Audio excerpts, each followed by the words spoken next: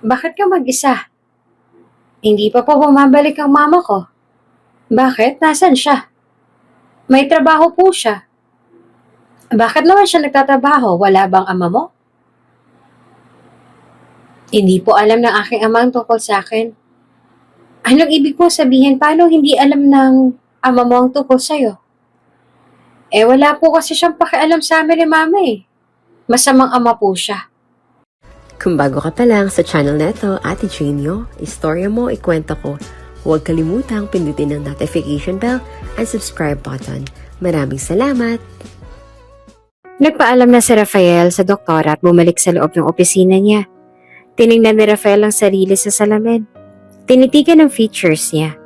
Wala naman siyang makita ang kapuna-puna sa kanyang mukha ngayon. Ni pimples, wala siya. Kahit na blackheads, wala ni isa. Kung tutuusin, alam ni Rafael na gwapo siya. Pero bakit pangit na pangit sa kanyang anak ng ex-girlfriend niya? Gusto ni Rafael ay sapukin ang sarili kung bakit siya nagpapaapekto sa sinabi ng batang yon. Ngunit tila yung wala namang balak ang batang babae na lubayan si Rafael. Dahil isang araw, habang nagpapahangin siya sa hardin, lumapit sa kanya si Andy na hindi niya alam na sinundan pala siya. Malungkot ka po ba, Doc? Sandaling tinignan ni Rafael si Andy na nakatingala sa kanya. Nagbuntong hininga siya bago sumagot. No? Kung ganun, bakit po kayo mag-isa dito, Doc? Nagpapahangin lang ako. Nagpapahangin? Wala po bang hangin sa loob? Medyo sarcastic ang tono nito.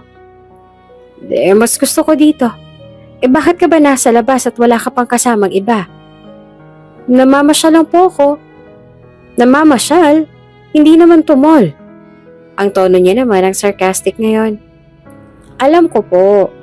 Kung mall nga po to, di sana hindi na nag-aalala ang aking ina na nandito ako. Pero, sadyang mas sarcastic ang batang ito. Nasan bang mama mo? Bakit hinahayaan ka lang niya mag-isa? Hindi pa po bumabalik ang aking ina. Bakit? Nasaan siya? May trabaho pa po siya. Nagtitinda po siya ng gulay sa palengke sa aming lugar. Nagkunot-noo siya. Tendera lang pala sa palengke ang dati niyang kasintahan. Nagtataka siya kung anong nangyari. Mahirap na lalaki bang pinalit nito sa kanya kaya lalo itong naghirap ngayon? Hindi niya tuloy mawari kung anong nararamdaman. Kung maaawa ba siya o matatawa, hindi niya rin alam. Bakit siya nagtatrabaho? Wala bang ama mo? Hindi naman agad kumibo si Andy. Nakatingin lang ito ng diretso sa mga mata niya bago sumagot. Hindi po alam ng aking ama tungkol sa akin. Anong ibig mo sabihin? Paano hindi niya malalaman ang tungkol sa'yo? Wala po kasi siyang pakialam sa amin ni mama. Masamang ama po siya. Masamang ama? Paano mo naman nasabi na masamang ama ang iyong ama? Kung hindi nga niya alam ang tungkol sa'yo. Kung isa siyang mabuting ama, gagawa po dapat siya ng paraan para mahanap kami ng mama ko. Pero hindi niya po yung ginawa. Hindi pa po ba sapat na dahilan yon para masabing masamang ama siya? Mukhang may tanim na galit ang batang ito sa sariling ama. Hindi naman katakataka dahil kahit sino naman ay magagalit kung pinabayaan siya ng ama. Sadyang napakamalas ng ina ng batang ito na pagkatapos siyang iwan, napunta siya sa isang walang kwentang lalaki na hindi naman sila pinanagutan. Sino ba ang ama mo? Tanong ni Rafael, na bigla namang gustong malaman kung anong klase ba ng tao ang ama ni Andy. Bakit po niyo gustong malaman? Nothing, I'm just curious. Xavier. Xavier? Opo, iyon ang pangalan niya. Iyon ang pangalan ng aking ama. Ganun ba? Anong apelido niya? Pati apelido niya gusto mo rin malaman? Para saan? Balak mo bang tulungan kami ng aking ina na mapalapit sa kanya? O baka nais mong sabihin sa aking amang tungkol sa akin? Kung yun ang dahilan kung bakit ka curious sa aking ama, mas mainam siguro kung hindi ko na lang sasabihin sa iyo ang buo niyang pangalan. Ayoko pang madagdagan ng problema ng mama ko dahil lang sa marami siyang inaalala, no? Pinagdududahan mo ba ako? Gumiti naman si Andy. Hindi po, Doc. Wala po akong pagdududa sa inyo. Naniniguro lamang po ako. Pagkatapos noon ay iniwan siya ni Andy. Naiwan siya mag-isa roon. Makalipas ang ilang minuto, umalis na rin siya sa hardin at nakasalubong si Katerina na tila may balak sanang sabihin pa sa kanya pero hindi na tinuloy nang makitang mukhang bad trip siya. Bakit mo dilim ang mukha mo? Usisa ni Dr. Zane, katrabaho at kaibigan niyang isa ring doktor para sa mga bata. I hate that kid. Sagot ni Rafael na ikinakunat naman ng noo ni Zane. Sinong kid? Bago ito pasalampak na umupo sa sofa at mukhang pagod na pagod. Yung nasa room 402. Huh? Yung 8 years old na pasyente? Nagtatanong na wika naman ni Zane. Bakit ka naman magagalit sa kanya? Pinagdududahan niya ako. Pinagdududahan? Yes, dahil lang sa tinanong ko tungkol sa kanyang ama. Di ko alam kung ano bang klase ng pagpapalaking ginawa ng kanyang ina sa batang yun. Mahinang natawa naman sa kanya kaibigan niya. I can't believe this.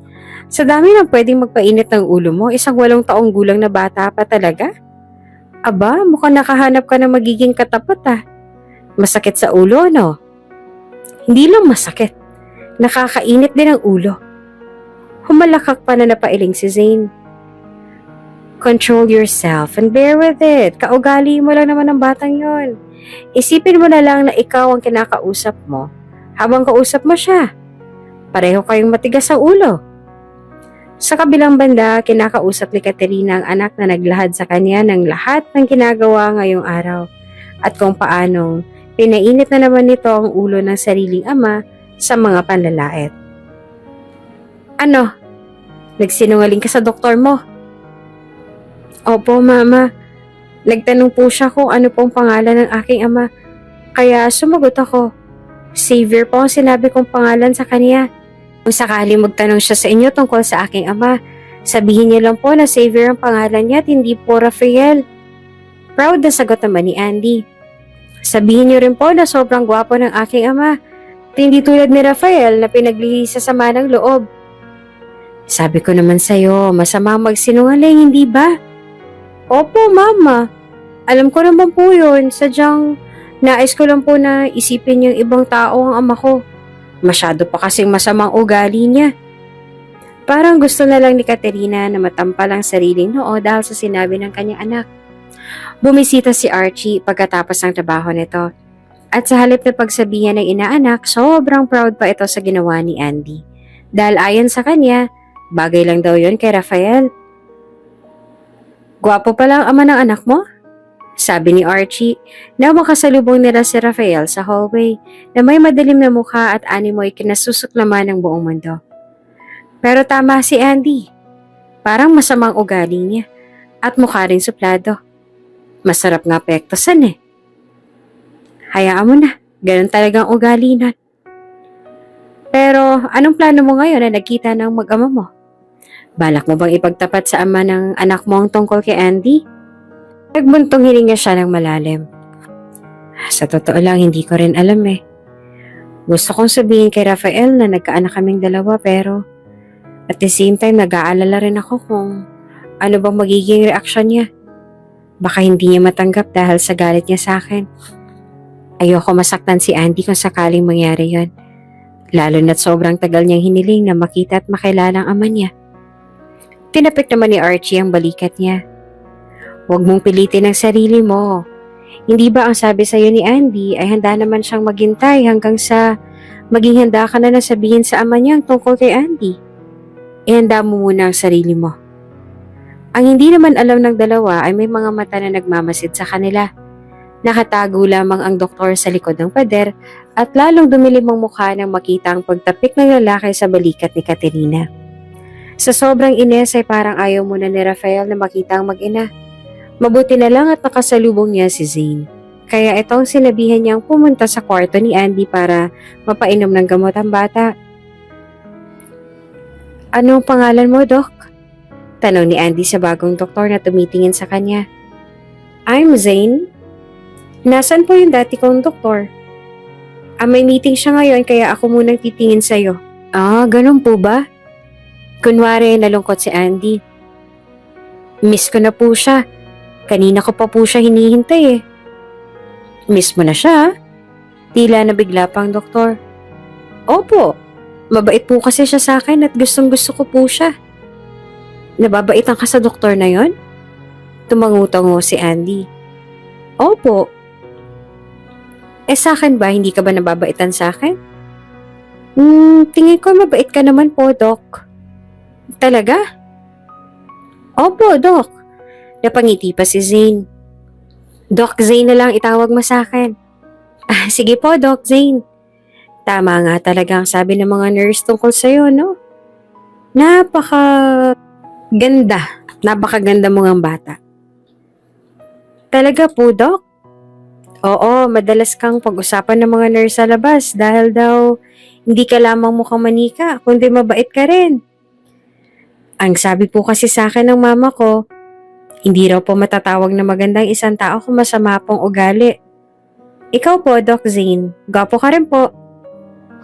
Talaga? Opo, kasi mabait din po kayo. Kung hindi ako mabait, pangit na ako nun. Natatawa pang sabi ni Zane. Kung mukha pong basihan, gwapo pa rin po kayo. Pero kung buong pagkatao po at masamang iyong ugali, sasabihin ko pong pangit kayo. At hindi ako babase sa mukha. You're smart ah. Ngayon lamang ako naka-encounter ng batang kasing talino mo. Talaga po? Oo, nakakahangang pagpapalaki sa'yo ng iyong ina. Aba, tama po kayo riyan, doktor. Ubod ng bait po ang aking ina at mabait po siyang tao. Tamang-tama po ang pagpapalaki niya sa akin. Mukhang natuwa naman si Doc Zane habang kausap si Andy. At nang matapos na nga nitong painumin ng gamot si Andy, ay nagpaalam na rin si Andy sa bagong doktor. Sinundan naman ni Katerina ang doktor para makahingi ng dispensa dahil sobrang dami ng mga sinabi ni Andy dito kanina. Pasensya ka na po sa magiging madaldal ng anak ko ha. Ayos lang, natutuwa nga ako sa sobrang daldal niya eh. Bihira lamang kasi ang batang kasing talino niya sa panahon ngayon. You did a great job raising your child. Salamat. Nahihiya niyang sambit at ngumiti. Ngumiti rin sa kanya si Zane at nagpaalam na dahil may susunod pa raw itong pasyente. Pumasok na rin ulit si Katerina sa loob ng silid kung nasaan ang anak na may ngiti sa labi. Sa kabilang banda ay labis namang nabigla si Zane nang bigla na lang may humawak na isang kamay habang mag-isang naglalakad sa hallway at pasipol-sipol pa. Ang akala pa nga ni Zane ay multo ang humawak sa kamay niya. Paglingon niya ay nakahinga siya ng maluwag nang makita na si Rafael lang naman pala. Oh, ikaw pala. Bakit nariyan ka? Ano pinag-uusapan ninyo? Magkasalubong ang kilay ni Rafael na para bang isang angry bird. Nino? Si Katerina Mercedes. Wala naman. Pinuri ko lang siya sa pagpapalaki niya sa kanyang anak. Pinuri? Bakit mo naman siya pupurihin? Nagtataka si Zane kung bakit parang hindi naman natuwa si Rafael sa ginawa niyang yon. Dahil lumaki ng maayos at mabait ang anak niya. Tugon ni Zane. Mabait? Tinatawag mo mabait ang batang yon? Matapos niya akong pagdudahan at sabihan ng kung ano-ano? Napailing na lang si Zane. Oo nga pala. Nawala sa isipan niya na hindi pala magkasundo si Rafael at ang batang yon. Alam mo bro, tingin ko nagkakamali ka lang ng tingin sa bata. Tulad nga ng sabi ng ibang medical staff, mabait ang mag-ina. Nakakamangha rin ang pagiging matalino ng bata. Aba, hindi ko inaasahan na marinig ko sa kanyang ilang mga kataga na hindi ko malang narinig sa ibang matanda na. Naging busy nga si Rafael sa lumipas na linggo dahil isa rin itong surgeon doctor kung kaya si Zane ang madalas na pumunta sa kwarto ni Andy para i-check ang lagay nito at para sa chemotherapy. Kaya isang magandang desisyon nga ang pagpasya na ilipat siya sa mas malaking ospital dahil unti-unti na rin bumubuti ang lagay ni Andy, hindi tulad ng dati. At dahil nga sa bihira na lang kung magtungo si Rafael sa silid para i-check si Andy, at ang madalas nga na pumunta yung mga nurse na lang, hindi maiwasan na mamiss ni Andy ang ama. Madalas nitong hanapin si Rafael at nangungulila agad ito. Sa ngayon ay bumubuti na ang lagay ng anak mo. Pero hindi ibig sabihin nun ay tuluyan na siyang magaling. Nananatiling mahina ang puso niya at hindi natin alam kung kailan siya muling aatakihin ng sakit. Kailangan pa rin na maihanda ang anak mo para sa heart transplant. Iyon lamang ang paraan para makasiguro tayo sa kaligtasan niya. Sabi sa kanya ni Zane. Mga kailan po siya dapat maoperahan? Pag maayos na at handa na ang katawan niya, maaari na siyang maging ma-schedule ng heart surgery. Ipahinga mo muna siya siguro ng mga 1 buwan at kapag hindi na ulit siya pahirapan ng sakit niya, maaari na siyang sumailalim sa operasyon. Sa ngayon, isa si Doc Rafael sa kilala kong magaling na surgeon na makakatulong sa inyong anak. He's just actually busy pero if you could convince him to do so, malaking tulong siya para sa anak mo. O wala na bang ibang choice? Marami namang ibang mga magagaling na heart surgeon pero si Rafael talaga ang siyang pinaka-marirecommend ko sa iyo ngayon. At dito na nga nagtatapos ang ating kabanata. Ano ang kayang gawin ni Katerina para maisalba ang buhay ng kanyang anak? Hayaan niya kaya na si Rafael ang mag-opera sa kanyang anak? Abangan sa susunod na kabanata. Kung bago ka pa lang sa channel neto, Ate Genio, istorya mo, ikwento ko, huwag kalimutang pindutin ang notification bell and subscribe button. Maraming salamat!